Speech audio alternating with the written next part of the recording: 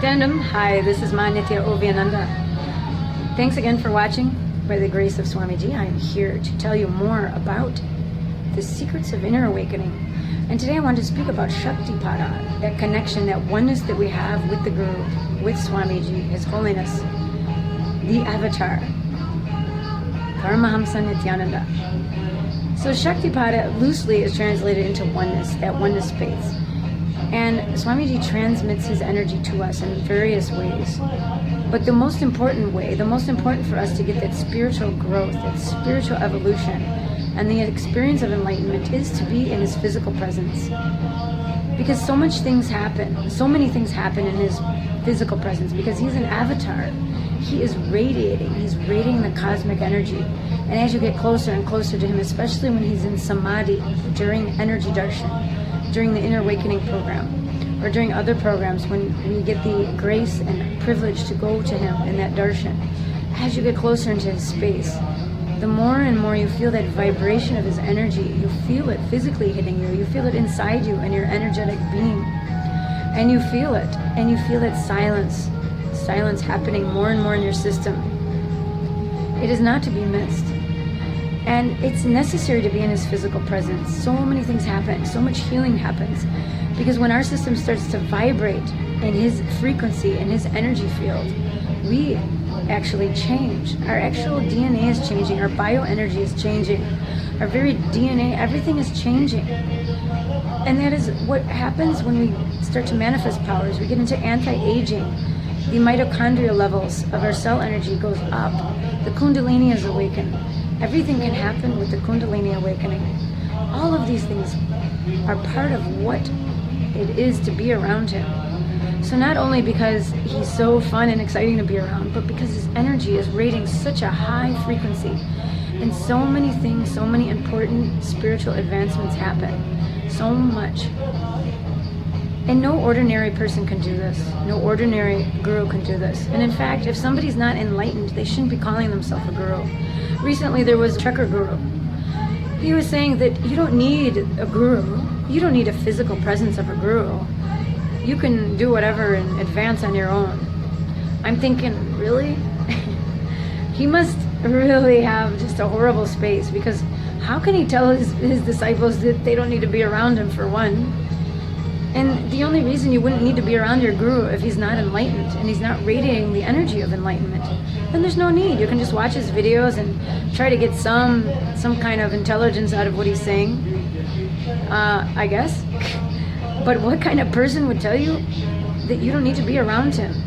The whole guru-disciple lineage from the beginning, from Sada Shiva himself, Devi was sitting with Shiva while he was delivering the spiritual truths to her, the truth of enlightenment. He didn't project it from some distance or send her a letter. He gave it to her, delivered right to her ears. And ever since then, the disciples would be around and live around the Guru. Not just wave at him from some camera or send him a letter, but they would be around him physically for a certain amount of time, either permanently every day for the rest of their lives, or for weeks at a time, days at a time, months at a time, whatever it is. They have to keep coming back to him and coming to be in his physical presence, because he's transmitting that divine energy. Not only through initiation that he gives, opening our third eye, raising our kundalini, healing us, but he's just his very presence itself is doing so much to us. And you can feel it. Unless you're completely like a stone, then maybe you can't. But even if you can't, it's still doing something. But what kind of Sadguru dude is telling you you don't need to be in your Guru's presence? Even Sada Shiva says in the Agamas, it is not an option, it is a requirement. You want to be enlightened? Do you want to raise yourself to the next level? You need to be around your Guru. You have to know him, you have to be with him, you have to trust him. And you need to be in his physical presence, his energy field. So much he's doing that we don't even see. Sometimes when I close my eyes, I can feel things shifting around me, like a Rubik's Cube or some game where you move around the pieces. I can feel that if I really sit for a few minutes. Mostly I don't notice because I'm just outside here doing different things, doing my work. So I don't always get in tune with that. But when I do sit down and get in tune with that, I can feel things moving and shifting. And I know he's doing that. He's moving around the energy. He's cleansing me, he's helping me, and he's changing my very bioenergy. And nobody else can do that, only an avatar. So if somebody's telling you they don't need to be in your physical presence and just watch some, YouTube video, you have to think twice. And again, as I was saying, every lineage of guru-disciple relationships, the disciples have always lived with the guru. And even if they're grihastas, so married people, even they would go maybe once a week or whatever, or once a month. They would go with the family and visit the guru, spend the day with him, bring him some gifts, listen to what he has to say, get their blessings. But if you're very serious about enlightenment, you need to live around him. Look at the Buddhists, the Buddhist monks. They live around their master. How do you expect to advance? I'll give you an example. You have fantasies about winning the Olympics, let's say, or being a star athlete. You're not going to win the Olympics by going once in a while to swim in the pool. You have to go there every day for hours and hours and hours and train your body. You have to become that athlete. You have to do the weight training, the muscle training. You have to have the proper diet. You have to swim, and then you can, do the 200-meter freestyle and win it at the Olympics. You're not going to do that just, doing air swimming or watching a video.